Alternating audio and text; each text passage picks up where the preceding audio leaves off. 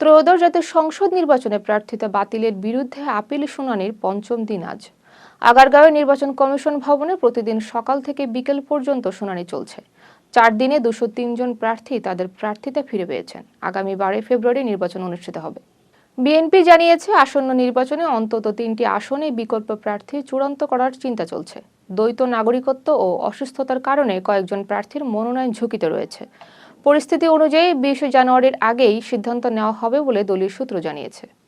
12 ফেব্রুয়ারির গণভোটে বিএনপি হ্যায়ের পক্ষে থাকবে বলে জানিয়েছে দলটি। একই সঙ্গে পোস্টাল ব্যালটে প্রতীক বিন্যাসে কৌশলগত পক্ষপাতের অভিযোগ তুলেছে বিএনপি। নির্বাচন কমিশনের কাছে বিষয়টি সংশোধনের দাবি জানিয়েছে দলটি। 4 ব্রিটিশ এমপি বাংলাদেশের আসন্ন নির্বাচনকে অন্তর্ভুক্তিমূলক করার আহ্বান জানিয়েছেন। তারা বলেছেন, সব দলের অংশগ্রহণ ছাড়া নির্বাচন গণতান্ত্রিক হতে পারে না। অবাধ ও নিরপেক্ষ নির্বাচনের জন্য আন্তর্জাতিক পর্যবেক্ষণের গুরুত্ব তুলে ধরা হয়। জুলাই অভ্যুত্থানের বাম ও মধ্যপন্থী তরুণদের নেতৃত্বে নতুন রাজনৈতিক প্ল্যাটফর্ম আত্মপ্রকাশ করতে যাচ্ছে।